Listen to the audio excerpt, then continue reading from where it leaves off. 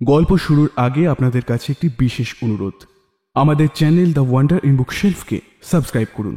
আপনাদের সহযোগিতা এবং ভালোবাসা আমাদের একান্ত কাম্য। ধন্যবাদ।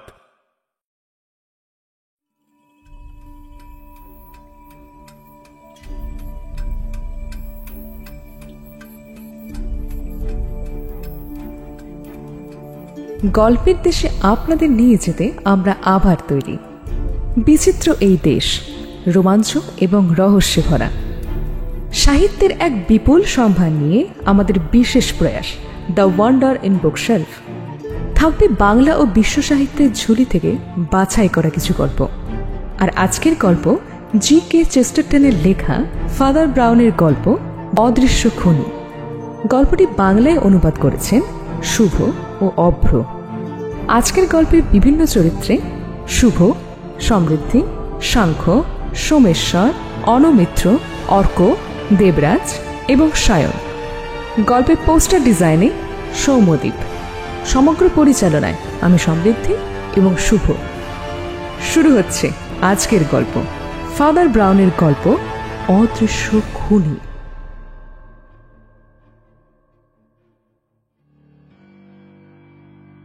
অ্যাডলফে শহরে যে অ্যাপেলো থিয়েটার রয়েছে তার গা ঘেঁষে একটা গলি চলে গেছে। এক সন্ধ্যায় গলির দুই বিপরীত মুখে কার্যত একই সঙ্গে দুই ব্যক্তি উদয় হলেন।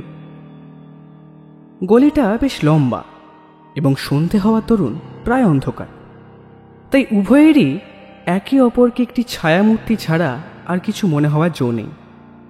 তবু চেহারার বিশেষ আদল এবং একে অপরের প্রতি বিদ্বেষ যেন তাদের শনাক্তকরণের বিশেষ সুবিধা করে দিলে। গলিপথের এক প্রান্তে যে রাস্তাটা রয়েছে সেটা বেশ খাড়া, আর অন্য প্রান্তে থাকা চাতালের নিচ দিয়ে বয়ে চলা টেমস নদীর জলে সূর্যাস্তের শেষ ছটা খেলে বেড়াচ্ছে। আরেকদিকে রয়েছে নিশ্ছিদ্র দেওয়াল, আর তার পিছনে যে বাড়িটা আছে সেটা থিয়েটার কাম রেস্টুরেন্ট। আর উল্টো দিকে যে দেওয়ালটা রয়েছে তাতে দুটি দরজা রয়েছে। এগুলো কিন্তু সাধারণ স্টেজের দরজা নয়, বরং বিশিষ্ট অভিনেতাদের ব্যক্তিগত ব্যবহারের দরজা। আজকাল যে শেক্সপিয়ারীয় নাটক চলছে সেই নাটকের কলাকুশলীরা আপাতত এই দরজাই ব্যবহার করে থাকেন। বিখ্যাত ব্যক্তিদের নিজস্ব বন্ধুদের সাথে দেখা করার ক্ষেত্রে কিংবা জনসাধারণ এড়ানোর ক্ষেত্রে এরকম ব্যক্তিগত প্রবেশ বা নিষ্ক্রমণদ্বার প্রয়োজন হয়। বর্তমানে আমাদের আলোচ্য ব্যক্তিদ্বয় কিন্তু এ ধরনের বিশিষ্ট বন্ধু বলেই এই বিশেষ দরজার কথা জানেন এবং দরজা খোলার আশাও রাখেন। আত্মবিশ্বাসে ভর করে দুজনেই দ্রুত পা চালালেন গলির উপরের দিকের দরজাটার দিকে, যদিও তাদের গতিতে বেশ পার্থক্য রয়েছে। গলির দূর প্রান্তের ব্যক্তিটির গতিবেগ কিছুটা হলেও দ্রুত হওয়ায় দুজনেই কার্যত একই সঙ্গে দরজার সামনে এসে পৌঁছালেন। একে অপরকে অভিবাদন জানিয়ে এক মুহূর্ত অপেক্ষা করলেন। হ্যালো। হ্যালো। দ্রুতগামী ব্যক্তিটির ধৈর্য কম, তিনি করাঘাত করলেন দরজায়। শুধু এই ঘটনাই নয়, এই দুই ব্যক্তি প্রতিটি ব্যাপারেই একে অন্যের বিপরীত, যদিও কেউ কারোর চাইতে কোনো অংশে কম যান না। দুজনেই সুদর্শন, জনপ্রিয় এবং সমাজের উচ্চতর স্তরে এদের অবস্থান। যারা খবর রাখেন তারা প্রত্যেকেই অবগত আছেন স্যার উইলসন সেমুরের খ্যাতি সম্বন্ধে, যে কোনো প্রশাসনিক কিংবা পেশাদারি মহলের যত ভেতরে মেলামেশা করবেন ততই পরিচিতি বাড়বে তাঁর সঙ্গে। রয়্যাল একাডেমির সংস্কারক থেকে শুরু করে ব্রিটিশ মুদ্রায় স্বর্ণরৌপ্যের বন্টন প্রভৃতি বিভিন্ন বিষয় সংক্রান্ত গণ্ডাখানেক কমিটির তিনিই শিরোমণি। শিল্পের দিকেও তার প্রসার সুদূর, তবে তিনি শিল্পরসিক কোনো অভিজাত পুরুষ না অভিজাত বর্গের প্রিয় কোনো শিল্পী তা অবশ্য সাধারণ লোকের পক্ষে বোঝা একটু মুশকিল। এমনই অনবদ্যতার ব্যক্তিত্ব। তার সঙ্গে মাত্র 5টা মিনিট কাটালেই সাধারণ যে কেউ উপলব্ধি করবে যে সে তার নখের যোগ্য নয়। তার পোশাক আশাক থেকেও বিশিষ্ট ব্যক্তি বলে বোঝা যায়, একই সাথে রীতিসম্মত এবং ব্যক্তিত্বপূর্ণ। তার উঁচু সিল্কের টুপিখানায় আধুনিকতার কোনো কমতি নেই, সেটির উচ্চতা সামান্য একটু বেশি হওয়াতে তা বাড়িয়ে তুলেছে তার স্বাভাবিক উচ্চতাকে। আর তার দীর্ঘকায় চেহারার দরুন সামনের দিকে ঈষৎ ঝুঁকে চললেও মোটেই দুর্বল মনে হয় না তাকে। ধূসর শ্বেত চুলে কিন্তু বার্ধক্যের কোনো ছোঁয়া নেই, যদিও সাধারণের চেয়ে সে চুল কিছুটা লম্বা এবং কোঁকড়ানো, তবে মোটেই মেয়েলি ধাঁচের নয়। তার বাড়িতে টাঙানো সব প্রাচীন নৌসেনাপতির প্রতিকৃতির মতোই ছুঁচলো তার দাড়ি, যাতে করে তার চেহারায় সামরিক পৌরুষত্বের ছাপ লক্ষ্য করা যায়। এমনিতে থিয়েটারে বা রেস্তোরাঁয় যেসব ধূসর দস্তানা বা রূপো বাঁধানো ছড়ি দেখা যায়, তাদের চাইতেও তার দস্তানা জোড়া কিছুটা নীলচে গোছের এবং হাতের ছড়িখানা একটু বেশি লম্বা। এবার অপর ব্যক্তির কথায় আসি। ইনি অত লম্বা নন, কিন্তু তাকে বেঁটে বলাও চলে না। বেশ সুদর্শন বলিষ্ঠ চেহারা, চুল এনারও কোঁকড়ানো, তবে অত্যন্ত ছোট করে ছাঁটা। মাথাটা বেশ বড়, ঠোঁটের উপরের গোঁফ ও তার কাঁধের বলিষ্ঠ গড়ন থেকে বোঝা যায় তিনি সৈনিক পুরুষ। কিন্তু তার নীল দুই চোখের দৃষ্টি তীক্ষ্ণ, বরং বলা চলে কিছুটা নাবিকদের মতন। ইনি হলেন ক্যাপ্টেন কাটলার। হংকংয়ের সামরিক অবরোধ ও চীনের রণযাত্রায় ইনার ভূমিকা কারোরই অজানা নয়। এমনকি তার ছবি দেশের অজস্র পোস্টকার্ডে দেখা যায় এবং বিভিন্ন পত্রপত্রিকায় তার যুদ্ধের কাহিনী মাঝে মধ্যেই চোখে পড়ে। বহু থিয়েটার বা মঞ্চে তার সম্মানে দেশাত্মবোধক গানও গাওয়া হয়। তার খ্যাতি হয়তো অল্পস্থায়ী, কিন্তু অন্য ব্যক্তিটির খ্যাতির চাইতে অনেক বেশি। দেশ বিদেশের অনেকাংশেই তিনি জনপ্রিয় এবং স্বতঃস্ফূর্ত সেই জনপ্রিয়তা। হাজার হাজার ইংরেজ পরিবারে তাকে লর্ড নেলসনের মতোই মান্য করা হয়। এক ভৃত্য এসে তাদের দরজা খুলে দিতেই বিখ্যাত অভিনেত্রীর সাজঘরের চোখ ধাঁধানো সাজসজ্জা চোখে পড়ল তাদের।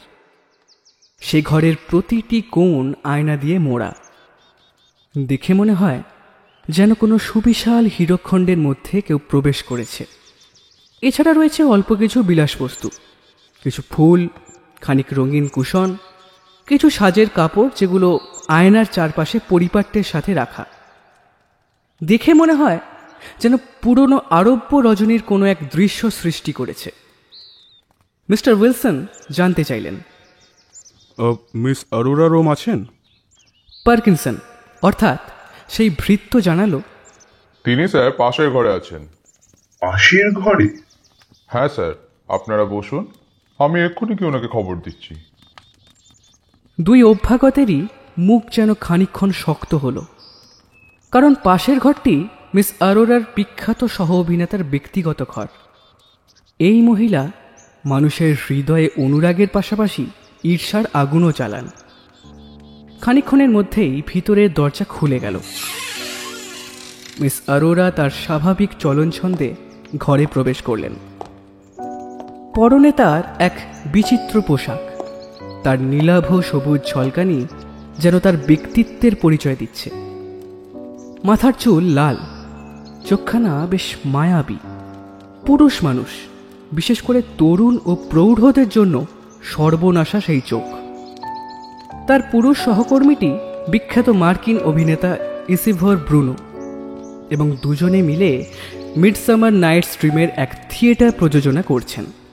আর সেই নাটকের প্রধান চরিত্র টাইটানিয়া এবং ওবেরনের চরিত্রে তিনি এবং ব্রুনো। ঠোঁটের কোণে একটা উজ্জ্বল হাসির সাথে তিনি স্বাগত জানালেন তার দুই অতিথিকে। আরে আপনারা, স্বাগতম। কাটলার হাত বাড়িয়ে এক গুচ্ছ লাল ফুল দিলেন তাকে। অনেক ধন্যবাদ। স্যার উইলসন অবশ্য অন্য উপহার দিলেন, তাও খানিক পরে, এবং যেন খানিকটা উদাসীনভাবেই, কারণ অধীর আগ্রহ দেখানো তার শিক্ষা দীক্ষার বিপরীত। আর ফুলের মতো সাধারণ বস্তু উপহার দেওয়া তার নীতি বর্জিত। তিনি বললেন, মিস অরোরা, এটা আপনার জন্য। আমার হাতে এই তুচ্ছ জিনিসটা এসে পড়েছিল, যদিও এটা বেশ দুষ্প্রাপ্য। বস্তুটি মাইসেনীয় যুগের একটি প্রাচীন গ্রিক ছোড়া, সম্ভবত ব্যবহৃত হতো থিসিয়াস বা থিপোলিটার সময়ে। সেকালের সমস্ত অস্ত্রের মতো এটিও পেতলের তৈরি, কিন্তু অদ্ভুতভাবে আজও কাউকে আঘাত করার পক্ষে যথেষ্ট তীক্ষ্ণ। গ্রিক ফুলদানির মতোই এটার নিখুঁত গড়নই তাকে আকর্ষিত করেছিল এটার প্রতি। ইন্টারেস্টিং। মিস রোমের যদি এই বিষয়ে কোনো আগ্রহ থাকে কিংবা আপনার নাটকে যদি কোনো রকম কাজে লাগে, তাহলে আমি আশা করব যে মিস রোম। দরাম করে খুলে গেল ভিতরের দরজা। আবির্ভাব হলো একটি বিশাল দেহী মানুষের। সেমুরের চেহারা ক্যাপ্টেন কাটলারের থেকে আলাদা বটে, কিন্তু এ ব্যক্তির চেহারা তার চাইতেও অনেক আলাদা। 6 ফুট 6 ইঞ্চি লম্বা, পেশিবহুল চেহারা, পরনে ওবেরনের চিতাছাল আর স্বর্ণাভ বাদামি পোশাক, হাতে একটা প্রাচীনকালের ছুঁচলো বর্ষা। ইসিডার ব্রুনোর এই রূপ বুঝিবা কোনো বর্বর দেবতার মতোই। তার প্রাণবন্ত কালো চোখজোড়া অস্থির, লালচে সুদর্শন মুখখানায় শক্ত চোয়াল আর আমেরিকার দক্ষিণ প্রান্তের জন্মের ইঙ্গিত দেয়। তিনি বলে উঠলেন, অরোরা, তুমি কি? কথাটা বলতে গিয়ে থেমে গেলেন তিনি, কারণ দরজায় আবির্ভাব হয়েছে ষষ্ঠ এক ব্যক্তির, আর এ পরিবেশে তার চেহারাখানা একটু বেমানান। দরজার ঠিক সামনেটায় রোমান খর্বকায় এক ক্যাথলিক পাত্রী, পরনে তার কালো উর্তি। ভাবলেশহীন কণ্ঠে ভদ্রভাবে তিনি শুধু বললেন, আসলে আমায় মিস রোম ডেকে পাঠিয়েছেন। এহেন বাধায় যেন সবাই মনে মনে একটু ক্ষুব্ধ হল। আগত পাদ্রী অনুমান করতে পারলেন যে সেখানে উপস্থিত সবাই প্রতিদ্বন্দ্বীর মতোই তাদের সবার পছন্দের নারীটিকে ঘিরে দাঁড়িয়ে আছেন। পাদ্রী আরও একটি ব্যাপার লক্ষ্য করলেন। মিস অরোরা পুরুষদের খোসামত করা যতই পছন্দ করুন না কেন, তার অনুরাগী পুরুষদের থেকে তার নিজের পছন্দের পুরুষটির সঙ্গে থাকতেই বেশি স্বাচ্ছন্দ্য বোধ করেন। অবশ্য তার অনুরাগী না হলেও খর্বকায় পাত্রী মহিলার তাৎক্ষণিক বুদ্ধিতে মুগ্ধ না হয়ে পারলেন না, কারণ মিস অরোরা এক মোহিনী ছলে তার কার্যোদ্ধার করলেন। এই অরোরা রোমের বুদ্ধি খেলে এই একটি মাত্র ব্যাপারই, আর তা হল পুরুষ মানুষ। পাদ্রীমশাই দেখতে থাকলেন কেমন করে তিনি নিপুণ সেনাপতির মতোই সবাইকে একে একে সেই স্থান থেকে বিদায় করলেন। ক্যাপ্টেন কাটলারের কাছে গিয়ে মিস রোম মিষ্টি এক কণ্ঠে বললেন, এগুলো তো সব নিশ্চয়ই আপনার পছন্দের ফুল, তাই না? এরা সত্যিই আমার কাছে খুব দামি, কিন্তু ব্যাপারটা কি বলুন তো, আমার তো প্রিয় ফুল লিলি, তাই লিলি ছাড়া তো এরা সম্পূর্ণ হবে না। ওই যে ওই কোণের দোকানটা দেখছেন, ওই কোণের দোকান থেকে আমার জন্য কয়েকটা লিলি ফুল নিয়ে আসুন না প্লিজ। তারপর দেখবেন আপনার পছন্দের ফুল আর আমার পছন্দের ফুল মিলে কেমন সুন্দর দেখায়। তার এই কথায় সাথে সাথেই ব্রুনো জ্বলে উঠলেন।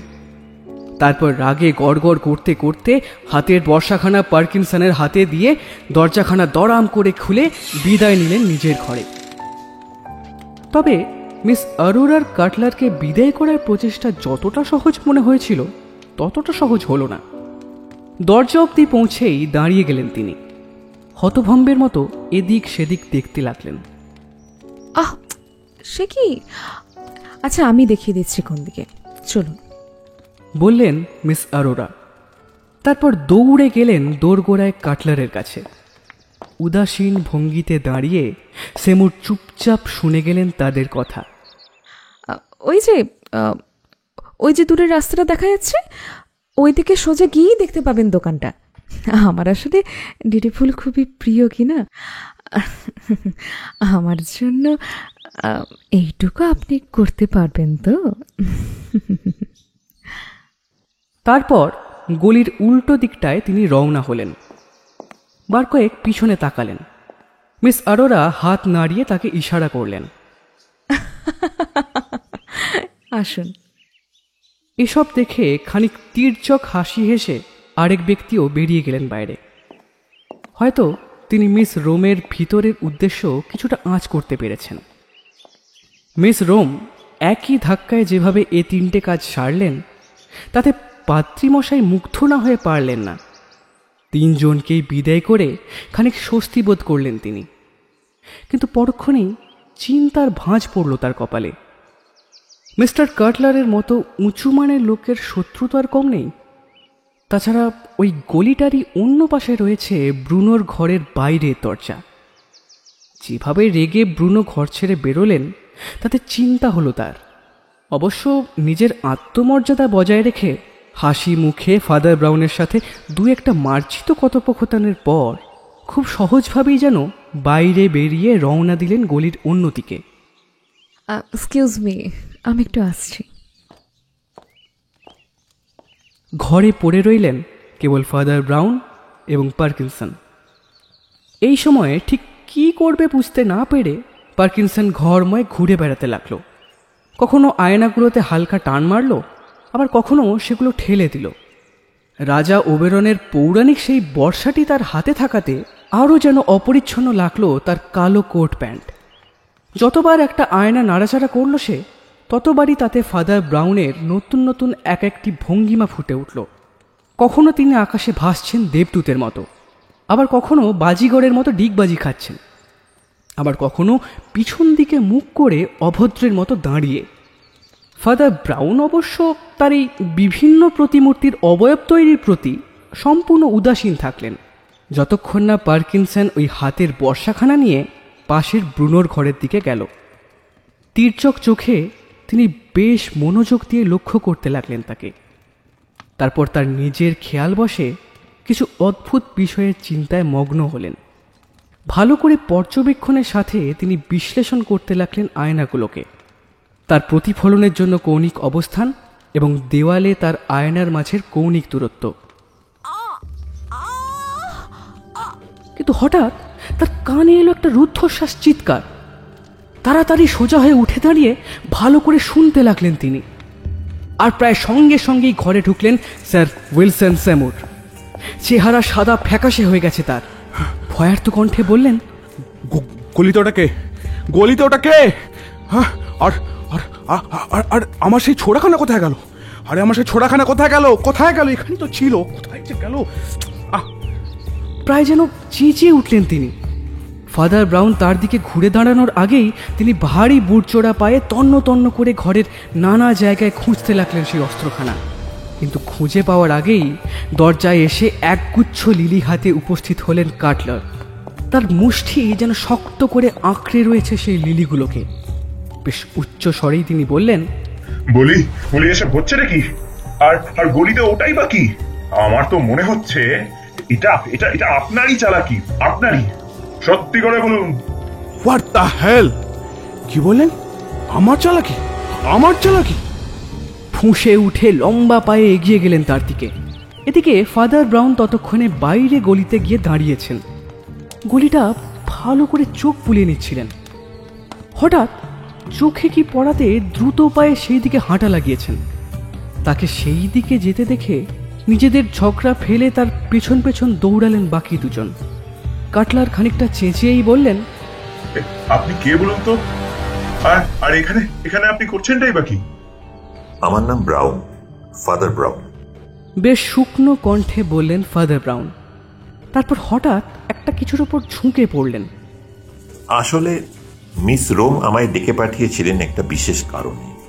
খবর পেয়ে আমি এলামও যত তাড়াতাড়ি সম্ভব, কিন্তু তাও শেষ রক্ষা হলো না। তার কথা শুনে এবার সবাই তাকালেন নিচের দিকে। বিকেলের শেষ সোনালি আলোটুকু সমস্ত গলিটাতে আবছাভাবে ছড়িয়ে রয়েছে, আর তার মাঝেই নীলচে উজ্জ্বল পোশাকে মৃত মুখখানা উপরের দিকে করে মাটিতে লুটিয়ে পড়ে আছেন মিস অরোরা রোম। হয়তো খানিক আগেই ধস্তাধস্তি করেছেন তিনি, তাই তার জামার খানিকটা অংশ ছিঁড়ে ডান দিকের কাঁধটা প্রায় অনাবৃত হয়ে গিয়েছে। রক্তে ভিজে গেছে মাটি। হয়তো শরীরের অন্য দিকের কোনো ক্ষতচিহ্ন থেকে গড়িয়ে পড়ছে সেটা। মৃতদেহের ঠিক কয়েক গজ দূরেই পেতলের সেই ঝকঝকে ছোড়াখানা পড়ে থাকতে দেখা গেল, যেটা উইলসন এনেছিল তার জন্য। বেশ কিছুক্ষণের জন্য উপস্থিত সবার মধ্যে নেমে এলো এক অপরিসীম নিস্তব্ধতা। তারপরই হঠাৎ কাটলার তীব্র চিৎকার করে উইলসনের গলা হাত দিয়ে চেপে ধরলেন। উইলসন কোনো মতে হাত থেকে নিস্তার পেয়ে আবার ফিরে তাকালেন মৃতদেহটার দিকে। তার চোখ মুখ যেন তখনও স্থির হয়ে রয়েছে।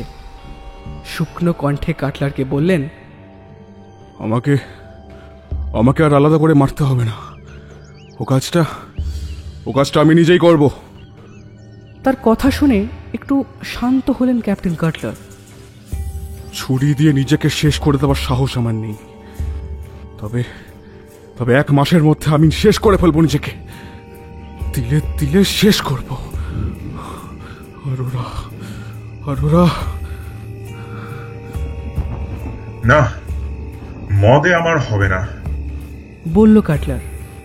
কিন্তু মরার আগে আমি রক্ত বইয়ে দেব। তবে আপনার না, সেটা কার খুব তাড়াতাড়ি জেনে যাবেন।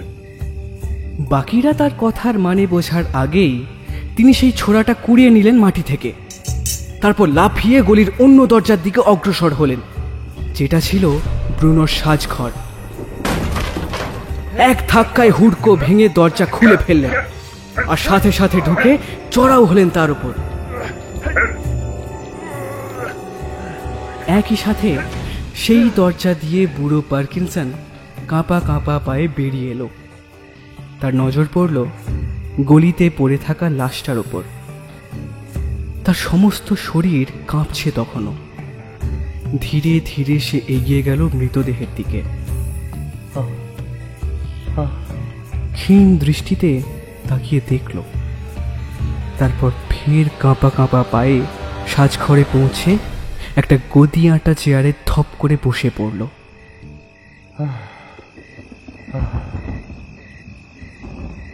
ফাদার ব্রাউন এলেন তার পেছন পেছন। কিছুটা দৌড়েই এলেন, কারণ সমস্ত ঘটনাখানা জুড়ে তখন ক্যাপ্টেন এবং সেই বিশালাকার অভিনেতার মধ্যে হাতাহাতি চলছে। সেই ছোড়াখানা নিয়ে ধস্তাধস্তি হচ্ছে তাদের মধ্যে। কিন্তু ফাদার ব্রাউন সেদিকে তেমন একটা ভ্রুক্ষেপ করলেন না। এদিকে সেমুর ততক্ষণে গলির মোড় থেকে পুলিশ ডেকে এনেছেন। পুলিশ এসে কোনো মতে দুজনকে ছাড়ালো। তারপর খানিক মৌখিক তদন্তের পর কাটলারের অভিযোগে গ্রেপ্তার করে নিয়ে গেল ইসিডার ব্রুনোকে। এদিকে সব গণ্যমান্য ব্যক্তিরা সেখানে ছিল বলে কিছু সাংবাদিকও এসে পড়ল সাথে সাথে। তাদের কাছে বোধ করি সব খবরই থাকে। খুব সম্মানের সঙ্গেই তারা কাটলারের থেকে সবটা শুনল। এমনকি তার হাতে একটা ছোট্ট ক্ষতের প্রতিও তাদের দৃষ্টি আকর্ষণ হলো। কাটলার জানালো যে তার এবং ব্রুনোর ধস্তাধস্তির সময় হঠাৎ করেই তার হাত থেকে ছোড়াখানা কেড়ে নিয়ে তার কবজির ঠিক নিচটায় ছোড়া চালিয়ে দিয়েছিল সে। যদিও সে আঘাত তেমন গুরুতর নয়, কিন্তু যতক্ষণ না পর্যন্ত ব্রুনোকে পুলিশ ঘর থেকে নিয়ে গেল ততক্ষণ সেই রক্তের দিকে সে কৌতুকের হাসি হেসে তাকিয়ে থাকল। কনস্টেবল কাটলারকে আস্তে আস্তে বলল, লোকটা একটা আস্ত বদমাশ, তাই না স্যার? কিন্তু তার কথায় কোনো উত্তর না দিয়ে কাটলার হঠাৎ আবেগজড়িত শুকনো গলায় বললেন, আমাদের এখন উচিত এই মৃতদেহটার একটা কোনো ব্যবস্থা করা। কথা শেষ হবার আগেই তার কণ্ঠ প্রায় রুদ্ধ হয়ে এলো। ঘরের অন্য প্রান্ত থেকে ভেসে এলো ফাদার ব্রাউনের গলা। একটু ভুল বললেন, একটা নয়, 2টি মৃতদেহের ব্যবস্থা করতে হবে। মানে? এগিয়ে গেলেন কাটলার। জমকালো চেয়ারের গদির ওপর মাথা নত করে চোখ বুজে বসে আছে পার্কিনসন। দূর থেকে দেখে বোঝার উপায় নেই যে তার হৃৎপিণ্ড নিশ্চল হয়েছে। সেই রক্তশূন্য মুখটার দিকে তাকিয়ে রইলেন তিনি। মনে হলো মিস আরোরার প্রতি সে এইভাবেই যেন শেষ শ্রদ্ধা জানিয়েছে। কর্কশ কণ্ঠে কাটলার বললেন, মিস রোম যখন হাঁটতেন আমি দেখেছি ও মন্ত্রমুগ্ধের মতো চেয়ে থাকতো ওনার দিকে। বলা চলে উনিই হয়তো ছিলেন ওনার প্রাণবায়ু। সেটা ফুরিয়ে যেতেই মারা পড়ল। ভেতর থেকে তো আমরা সবাই মারা পড়েছি। রাস্তার দিকে তাকিয়ে ভারাক্রান্ত কণ্ঠে বললেন স্যামুর।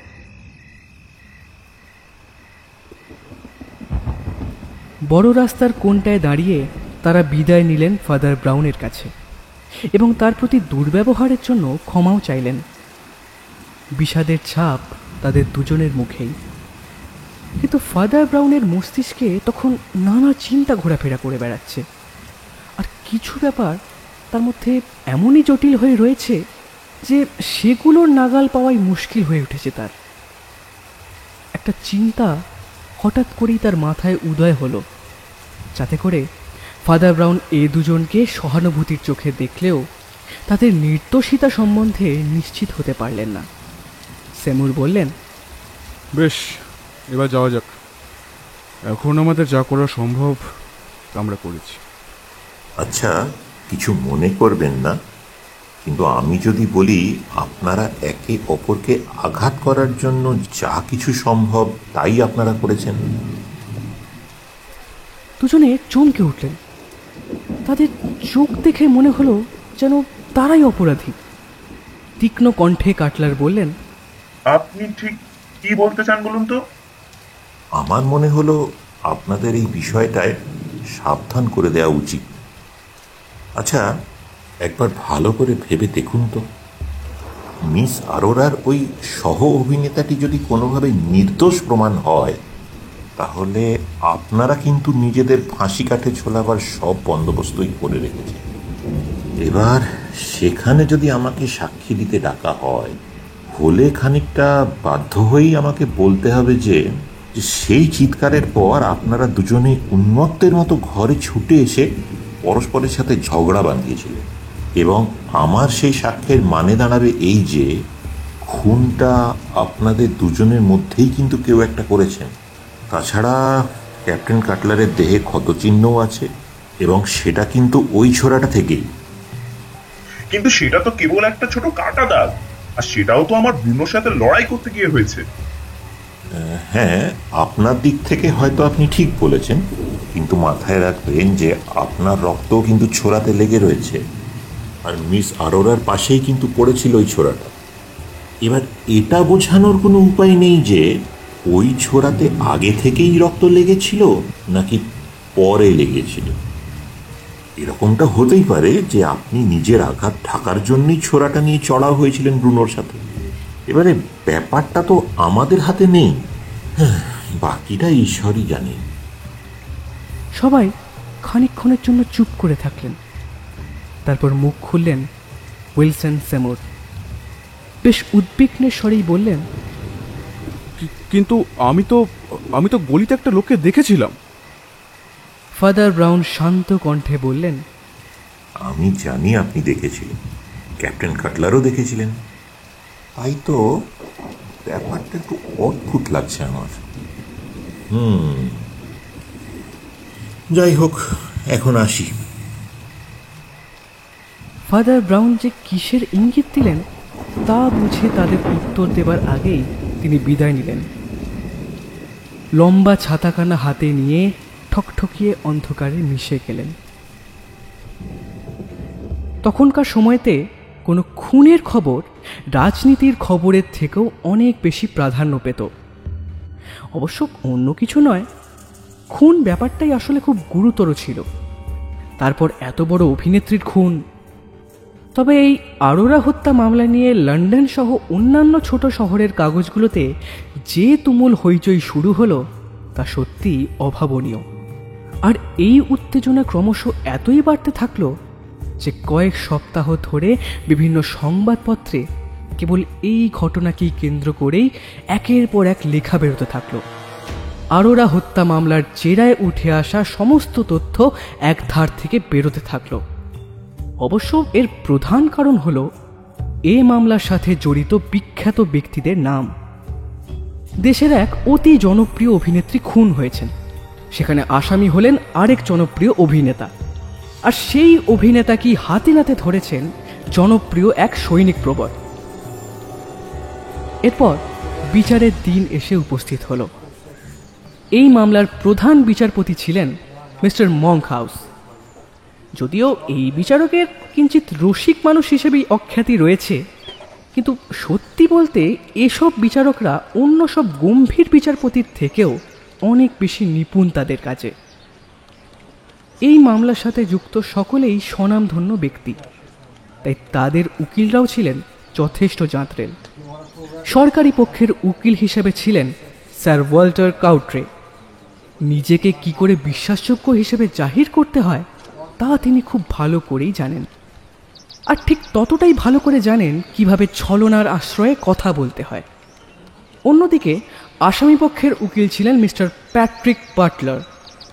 অনেক তাবড় তাবড় লোকও ভিড়মি খেয়েছে তার জেরার মুখে পড়ে। ডাক্তারি প্রমাণের ব্যাপারেও কোনো রকম বিতর্কের সৃষ্টি হয়নি, কারণ সেদিন সেমুর যে ডাক্তারকে ঘটনাস্থলে ডেকে এনেছিলেন তিনি এবং যে শল্য চিকিৎসক মৃতদেহ পরীক্ষা করেছিলেন দুজনেরই মত এক। আরোরা রোম নিহত হয়েছেন ছুরি বা ছোড়া জাতীয় কোনো ধারালো অস্ত্রের আঘাতে, যার ফলা ছোট। বুকের হৃৎপিণ্ডর উপর আঘাত করা হয়েছিল তাকে, এবং সাথে সাথেই মৃত্যু হয় তার।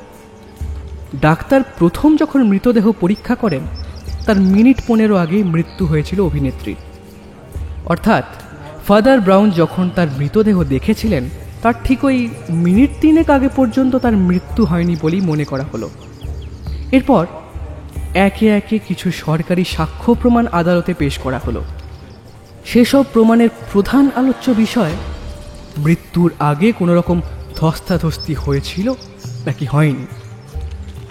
ধস্তাধস্তির একমাত্র ইঙ্গিত তার কাঁধের কাছে জামার কিছু অংশ ছিঁড়ে যাওয়া, কিন্তু তার শরীরের আঘাতের অংশ অন্যদিকে, আর এমনই এক দিক থেকে যে তার সঙ্গে এই ইঙ্গিত কোনোভাবেই মেলানো যাচ্ছে না।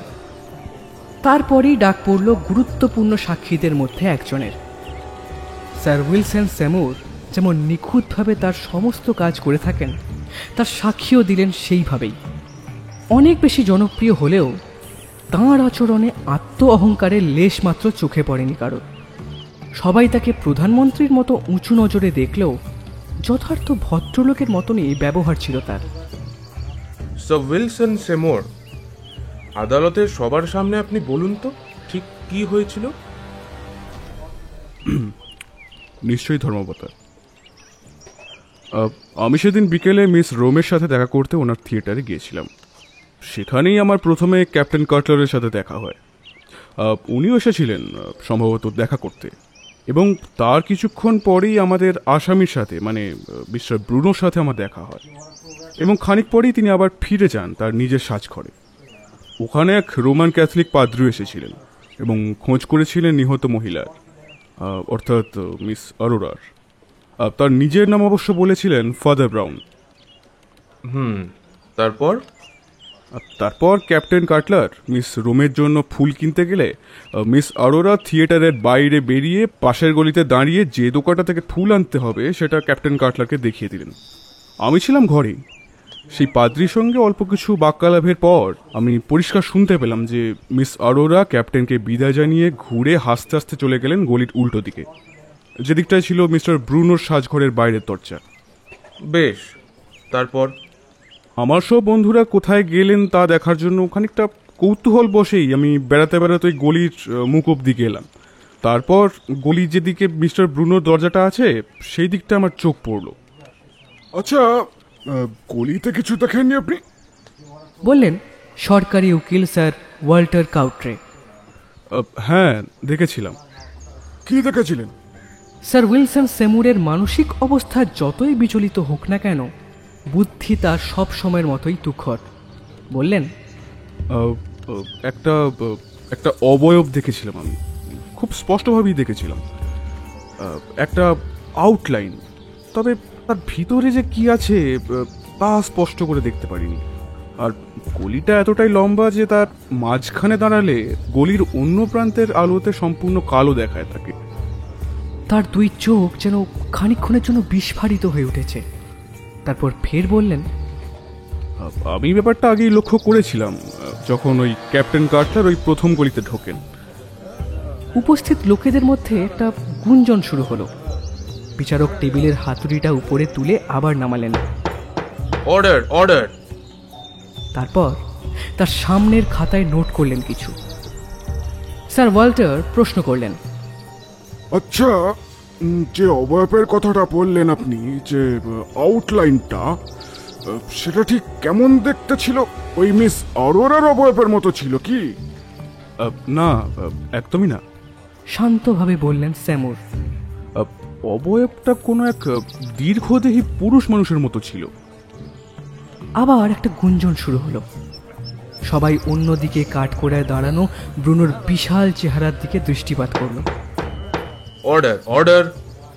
কাউট্রে তার কালো কোট সমান করে নিয়ে বসতে যাচ্ছিলেন, আর অন্যদিকে স্যার উইলসনও দু একটা নিয়মমাফিক কাজ সেরে সবে নামতে যাবেন সাক্ষীর কাঠগড়া থেকে। এমন সময় আসামি পক্ষের উকিল হঠাৎ চেয়ার ছেড়ে উঠে প্রশ্ন করলেন তাকে। স্যার উইলসন, আমার কিছু প্রশ্ন আছে আপনার কাছে। আপনাকে খুব বেশিক্ষণ আটকে রাখবো না। আচ্ছা, আপনি কি ধর্মাবতারকে জানাবেন যে আপনার কি দেখে মনে হলো যে অবয়বটা পুরুষ মানুষের? মার্জিত হাসি খেলে গেল স্যামুরের মুখে। বললেন, বুঝলাম তার ওই ট্রাউজারখানা দেখে। ভালো করে যখন দেখলাম তখন লক্ষ্য করলাম যে তার লম্বা দুখানা পায়ের মাঝ দিয়ে ওই প্রান্তের আলো চোখে পড়েছিল আমার। তখনই নিশ্চিত হয়েছিলাম যে সেটা পুরুষ মানুষই। কি বললেন? ভালো করে যখন দেখলেন? তার মানে প্রথমে বোধহয় ভেবেছিলেন অবয়বটি কোনো নারী, তাই না? এই প্রথম স্যামুর একটু থতমত খেলেন। বললেন, যদিও ব্যাপারটা সেরকম কিছুই নয়, কিন্তু সে অবয়বে এমন কিছু একটা ছিল যা সম্পূর্ণ নারীর মতো না, আবার ঠিক সম্পূর্ণ পুরুষের মতোও না। অবয়বটা কেমন একটু অন্য ধরনের। তাছাড়া দেখে মনে হলো তার লম্বা চুলও রয়েছে।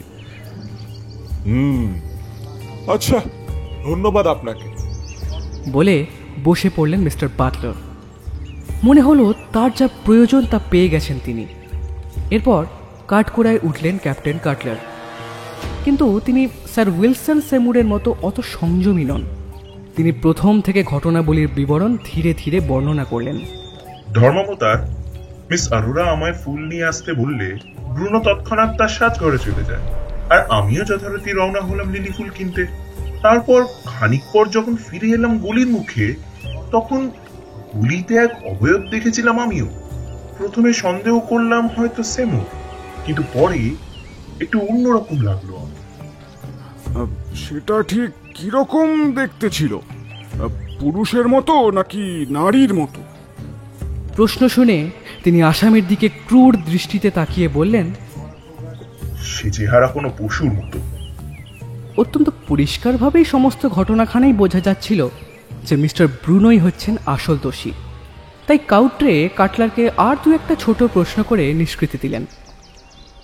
এদিকে আসামি পক্ষের উকিলও অল্প কিছু জেরা করলেন তাকে, যদিও তিনি খুঁচিয়ে খুঁচিয়ে কিছু অদ্ভুত প্রশ্ন জিজ্ঞাসা করলেন তাকে। তীক্ষ্ণ দৃষ্টিতে কাটলারের দিকে তাকিয়ে বললেন, আচ্ছা, এই যে পুরুষ বা নারী না বলে বরং সেটাকে পশুর মতো দেখতে বললেন, আচ্ছা আপনি ঠিক কি বোঝাতে চাইছেন বলুন তো? কাটলার বেশ উত্তেজিত হয়ে পড়লেন। বললেন, আমায় ক্ষমা করবেন, আমার হয়তো এইভাবে কথা বলাটা উচিত হয়। অধৈর্য হয়ে তার অদ্ভুত বিবরণ মাঝপথেই থামিয়ে দিলেন মিস্টার বাটলার। বললেন, কোনো মহিলার মতো ছিল কি? না, মোটেই না। কোনো দিক থেকে এইটা মহিলার মতো নয়। কিন্তু আপনার আগের সাক্ষী মিস্টার উইলসন তো সেরকমটাই বলেছেন। দ্রুত মন্তব্য করলেন আসামি পক্ষের উকিল।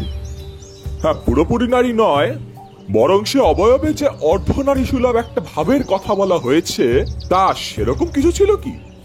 আমি তো বললাম সেরকম কিছুই আমার চোখে পড়েনি। সে কি কোনো নারী সুলভ ভাবই ছিল না? তাহলে আপনি বলছেন যে সেই অবয়বের চেহারা সাধারণের চেয়ে অনেক চওড়া, মানে ওই কাঁধের দিক থেকে আর কি? হয়তো সে সামনে ঝুঁকেছিল। কিছুটা ধীর কণ্ঠে বললেন কাটলার। কিংবা হয়তো ঝুঁকেছিল না। যাও, ধন্যবাদ মিস্টার কাটলার। এই বলে বসে পড়লেন বাটলার।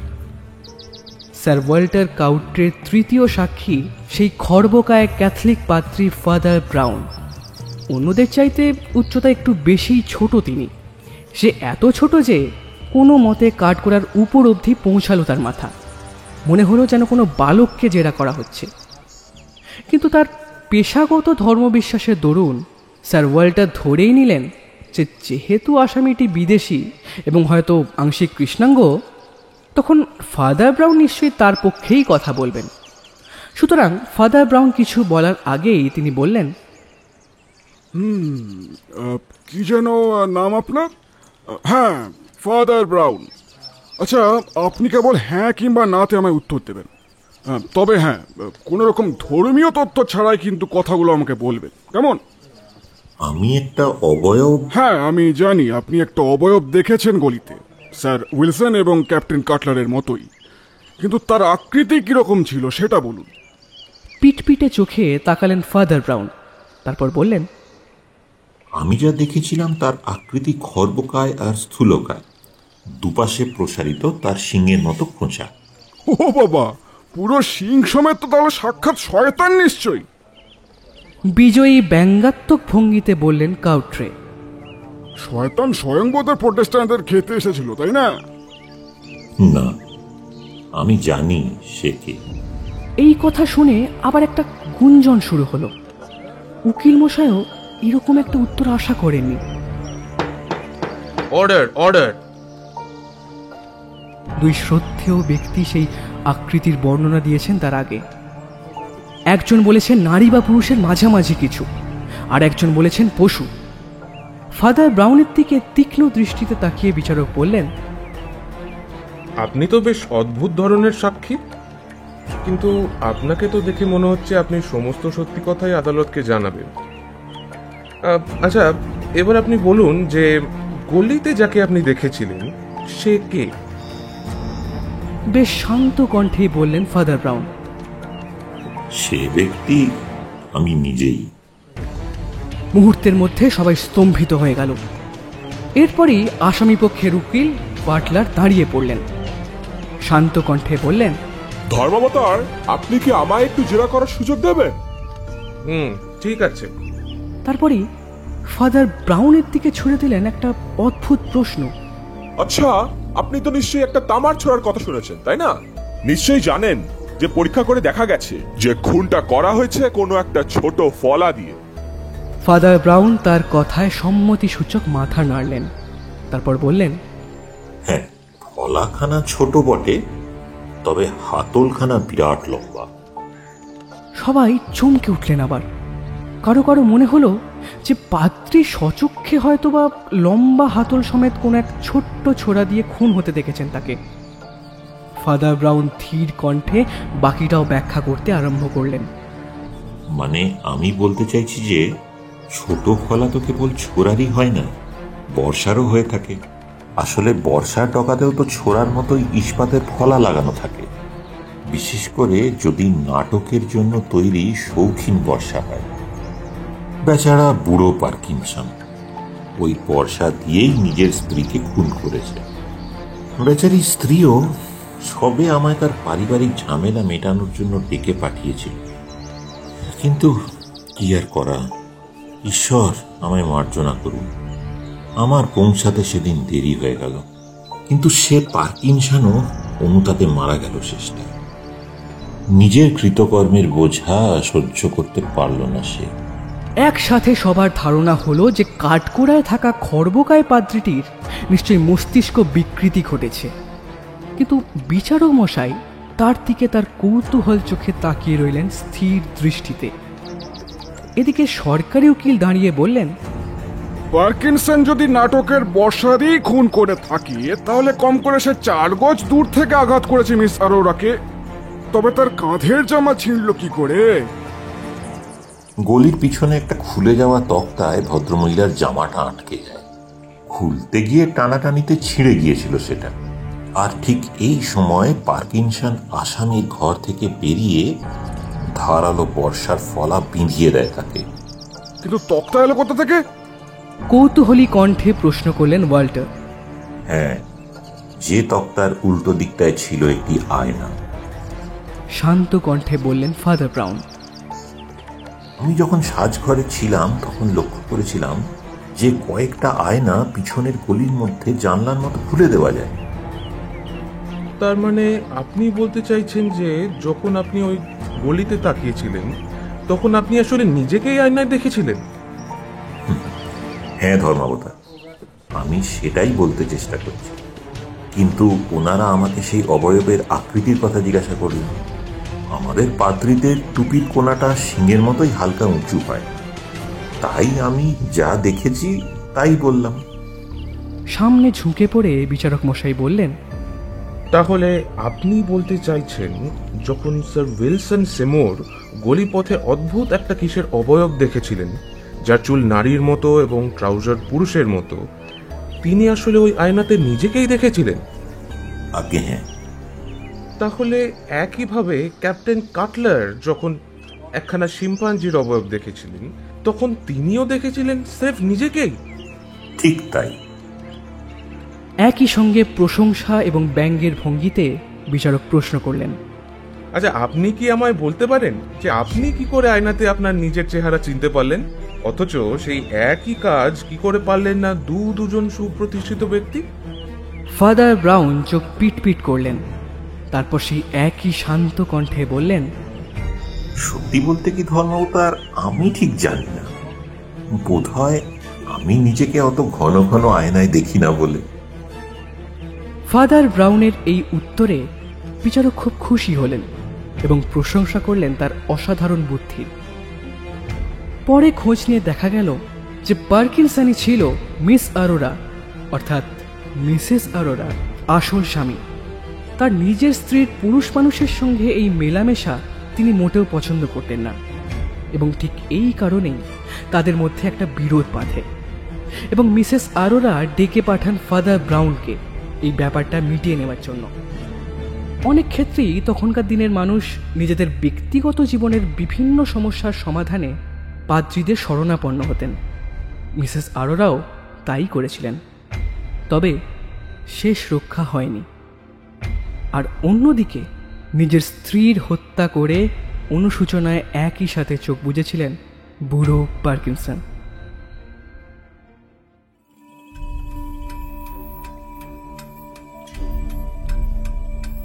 শুনলেন আজকের গল্প জে.কে. চেস্টারটনের লেখা ফাদার ব্রাউন সিরিজের গল্প অদৃশ্য খুনি। গল্পটি বাংলায় অনুবাদ করেছে শুভ ও অভ্র।